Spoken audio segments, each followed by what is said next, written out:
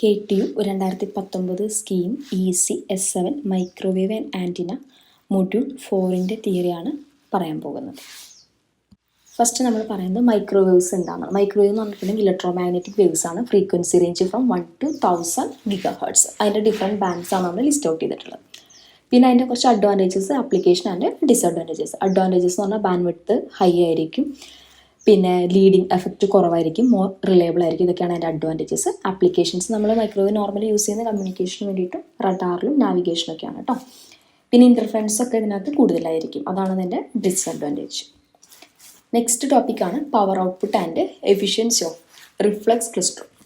Reflux klystron എന്താണെന്നും അതിൻ്റെ ആപ്ലിക്കേഷനും വർക്കിങ്ങും ഒക്കെ നമ്മൾ എവിടെ പഠിച്ചു ഓൾറെഡി ക്ലാസ്സിൽ ഡിസ്കസ് ചെയ്തതാണ്. ഇവിടെ ജസ്റ്റ് നമ്മൾ അതിൽ വരുന്ന കുറച്ച് ബേസിക് ഇക്വേഷൻസ് മാത്രം എന്താണെന്ന് പറഞ്ഞു പോകുന്നതാണ് കേട്ടോ. ഫസ്റ്റ് നമ്മളവിടെ എഴുതിയിട്ടുള്ളതാണ് ബീം കറണ്ടിൻ്റെ ഇക്വേഷൻ.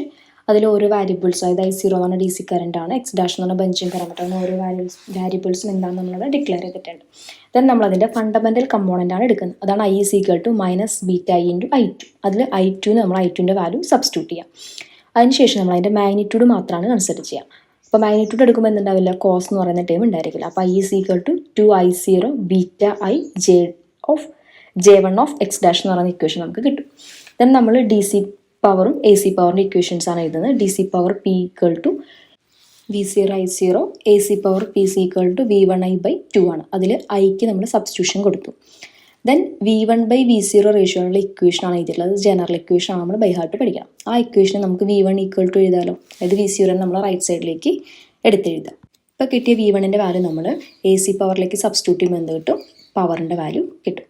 ദെൻ എഫിഷ്യൻസിയുടെ ഇക്വേഷനാണ്. എഫിഷ്യൻസി എന്ന് പറഞ്ഞാൽ AC പവർ ബൈ DC പവറാണ്. അപ്പോൾ ആ റേഷ്യോനാണ് നമ്മൾ എന്ത് പറയുന്നത്, എഫിഷ്യൻസി എന്ന് പറയുന്നത്.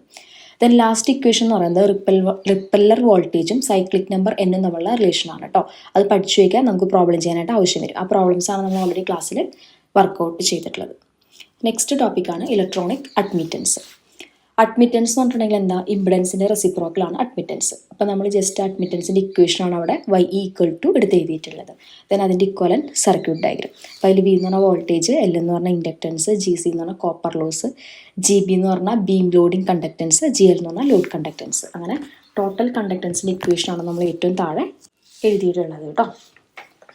Next topic power output and efficiency of magnetron ആണ്. അപ്പോൾ ഇപ്പം നമ്മൾ ഓൾറെഡി പറഞ്ഞത് റിഫ്ലക്സ് ക്ലൈസ്ട്രോണിൻ്റെ പാരാമീറ്റേഴ്സ് ആണ്. അടുത്ത് നമ്മൾ മാഗ്നട്രോൺ. അപ്പോൾ മാഗ്നട്രോൺ എന്താണെന്നും അതിൻ്റെ വർക്കിംഗ് ഒക്കെ ഓൾറെഡി നമ്മൾ ക്ലാസ്സിൽ പഠിച്ചിരുന്നു.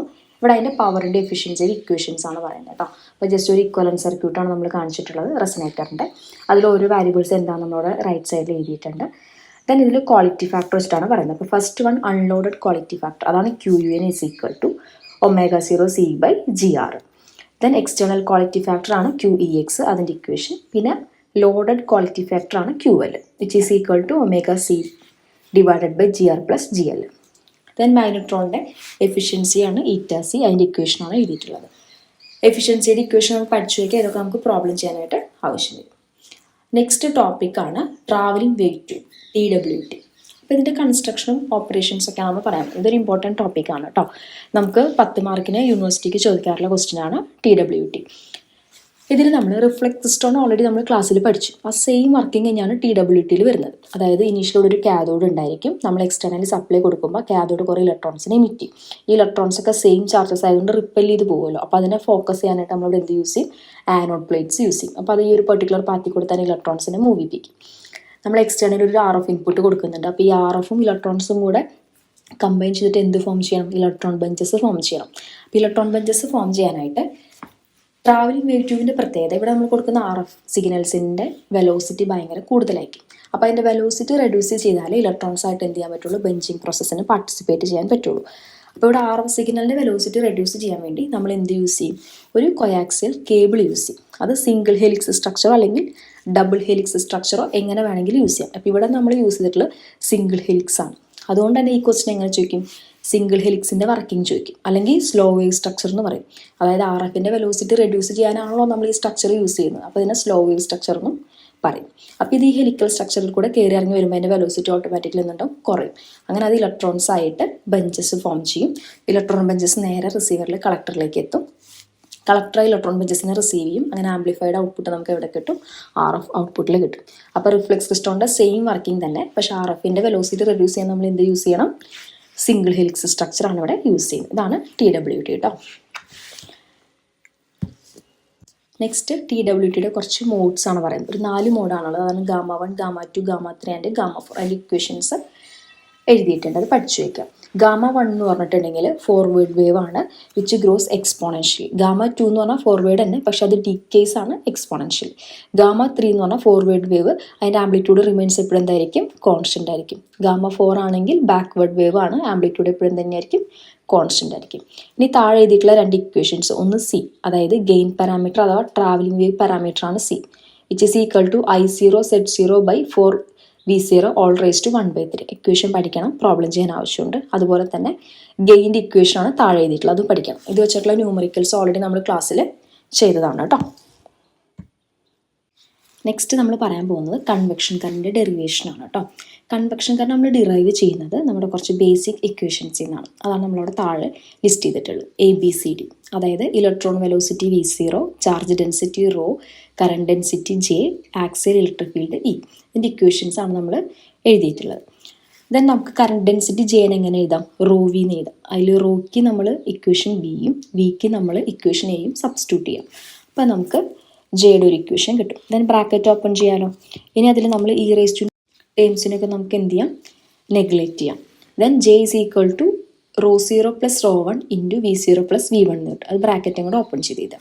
ദെൻ നമ്മളൊരു കണ്ടീഷൻ കൺസിഡർ ചെയ്യാണ്, ρ1 V1 ഈക്വൽ ടു എന്ത് കൊടുക്കുക, 0 സബ്സ്റ്റിറ്റ്യൂട്ട് ചെയ്യാം. എന്നിട്ട് കിട്ടുന്ന ഇക്വേഷൻ എടുത്തെഴുതാം. ദെൻ അതിലേക്ക് നമ്മൾ C എന്ന് പറയുന്ന ഇക്വേഷൻ, അതായത് Jക്ക് പകരം ഇക്വേഷൻ C സബ്സ്റ്റിറ്റ്യൂട്ട് ചെയ്യാം. അപ്പോൾ LHSഉം RHSഉം നമുക്ക് 2 എണ്ണമായിട്ട് കിട്ടും. ദെൻ ρ0 V0 എന്ന് പറഞ്ഞാൽ -J0യും J1 എന്ന് പറഞ്ഞാൽ ρ0 V1 + ρ1 V0. അതായത് LHS RHS നമ്മൾ എന്ത് ചെയ്തു, കോഎഫിഷ്യൻസ് ഇക്വേറ്റ് ചെയ്യുകയാണ് ചെയ്യുന്നത്. ദെൻ നെക്സ്റ്റ് നമ്മൾ axial electric field general equation എടുത്ത് ചെയ്തതാണ്. ആക്സിയൽ ഇലക്ട്രിക് ഫീൽഡ് പ്രൊഡ്യൂസ് ചെയ്യുന്ന വെലോസിറ്റി, അതായത് dV/dt is equal to എടുത്ത്, അതാണ് first equation. Change in velocity ആണ് dV/dt is equal to നമുക്ക് എങ്ങനെ എഴുതാം, dV/dt + ∂z/∂t × ∂v/∂z. അതിലേക്ക് നമ്മൾ ഇക്വേഷൻ A സബ്സ്റ്റിറ്റ്യൂട്ട് ചെയ്യുക. അത് Vക്ക് പകരം Vയുടെ വാല്യൂ സബ്സ്റ്റിറ്റ്യൂട്ട് ചെയ്യുക. അതിനെ വിത്ത് റെസ്പെക്ട് ടു T വെച്ചും വിത്ത് റെസ്പെക്ട് ടു Z വെച്ചും എന്ത് ചെയ്യുക, ഡിഫറൻഷ്യേറ്റ് ചെയ്യുക. അതിന് റീഅറേഞ്ച് ചെയ്തിട്ടുള്ള ഫൈനൽ ഇക്വേഷൻ ആണ് അവിടെ എഴുതിയിട്ടുള്ളത്. ഇനി അതിലേക്ക് നമ്മൾ ∂z/∂tക്ക് V0 സബ്സ്റ്റിറ്റ്യൂട്ട് ചെയ്യും. അപ്പോൾ നമുക്ക് ഇക്വേഷൻ 2 കിട്ടും. ഇക്വേഷൻ 2 എന്ന് പറയുന്നത് ഫസ്റ്റ് ഇക്വേഷനിൽ നമ്മളിപ്പോൾ കണ്ടുപിടിച്ചത് dV/dt അല്ലേ. അപ്പോൾ നമ്മുടെ ഫസ്റ്റ് ഇക്വേഷനിലേക്ക് LHSലേക്ക് അതിനെ സബ്സ്റ്റിറ്റ്യൂട്ട് ചെയ്യാം. ദെൻ LHSലും RHSലുള്ള ടേമുകൾ ക്യാൻസൽ ആയിപ്പോൾ ബാക്കി നമുക്കതിന് V1 കിട്ടും. അപ്പോൾ ഇത്രയും സോൾവ് ചെയ്ത് കഴിയുമ്പോൾ നമുക്ക് V1ൻ്റെ വാല്യൂ ആണ് കിട്ടുന്നത്. നെക്സ്റ്റ് നമ്മൾ കൺസിഡർ ചെയ്യാൻ പോകുന്നത് കണ്ടിന്യൂറ്റി ഇക്വേഷനാണ്. അതാണ് ∇.J is equal to -∂/∂t of ρ.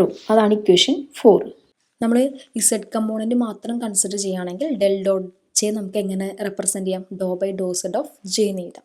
Then അതിൽ Jക്ക് നമ്മൾ Jയുടെ വാല്യൂ സബ്സ്റ്റിറ്റ്യൂട്ട് ചെയ്യാം. അപ്പോൾ ∇.J is equal to നമുക്ക് കിട്ടും. അതാണ് 5ാമത്തെ ഇക്വേഷൻ. അതിൽ നമ്മൾ Bയുടെ വാല്യൂ സബ്സ്റ്റിറ്റ്യൂട്ട് ചെയ്യണം. Bയുടെ വാല്യൂ എന്ന് പറഞ്ഞിട്ടുണ്ടെങ്കിൽ എന്തായിരുന്നു, -∂ρ/∂t is equal to അതിലേക്ക് സബ്സ്റ്റിറ്റ്യൂട്ട് ചെയ്യാം. അപ്പോൾ നമുക്ക് അതിൽ നിന്ന് 6th ഇക്വേഷൻ കിട്ടി, അതായത് -∂ρ/∂tയുടെ വാല്യൂ കിട്ടും. ഇപ്പോൾ കിട്ടിയ 5ഉം 6ഉം ഇക്വേഷൻ നമ്മൾ 4ാമത്തെ ഇക്വേഷനിലേക്ക് സബ്സ്റ്റിറ്റ്യൂട്ട് ചെയ്യുമ്പോൾ നമുക്ക് എന്ത് കിട്ടും, ρ1ൻ്റെ വാല്യൂ കിട്ടും. ദെൻ നമ്മൾ ഏറ്റവും ഫസ്റ്റ് J1 എടുത്ത് എഴുതിയില്ലായിരുന്നോ, അപ്പോൾ ആ J1ലേക്ക് നമ്മൾ ρ1ൻ്റെ വാല്യൂ നേരത്തെ കണ്ടുപിടിച്ച V1ൻ്റെ വാല്യൂ സബ്സ്റ്റിറ്റ്യൂട്ട് ചെയ്യാം. അപ്പോൾ നമുക്ക് കറണ്ട് ഡെൻസിറ്റി J1 കിട്ടും. ദെൻ അതിൽ നിന്ന് LHSന്നും RHSന്നും J1 കോമൺ ആയിട്ട് പുറത്തേക്ക് എടുക്കുക. ബാക്കി എല്ലാ ടൈം റൈറ്റ് സൈഡിലേക്ക് കൊണ്ടുപോകാം. ദെൻ ആ ഇക്വേഷൻ്റെ ന്യൂമറേറ്ററും ഡിനോമിനേറ്ററും V0 വെച്ച് നമ്മൾ എന്താണ് മൾട്ടിപ്ലൈ ചെയ്യണം. അതിനുശേഷം J0ക്കും βEക്കും നമ്മൾ സബ്സ്റ്റിറ്റ്യൂഷൻ ചെയ്യാം. ദെൻ എഗെയിൻ J എന്ന് പറയുന്ന ഒരു വാരിയബിൾ വെച്ച് നമ്മളിട്ട് ന്യൂമറേറ്ററും ഡിനോമിനേറ്ററും എന്ത് ചെയ്യുക, മൾട്ടിപ്ലൈ ചെയ്യാം. ദെൻ സിംപ്ലിഫൈ ചെയ്ത് J1ൻ്റെ വാല്യൂ കണ്ടുപിടിക്കാം. നെക്സ്റ്റ് നമ്മൾ കൺസിഡർ ചെയ്യാൻ പോകുന്നത് യൂണിഫോം വെലോസിറ്റി V0 ആണ്. ഇപ്പോൾ V0ൻ്റെ ജനറൽ ഇക്വേഷൻ എടുത്ത് എഴുതി √2eV0/m.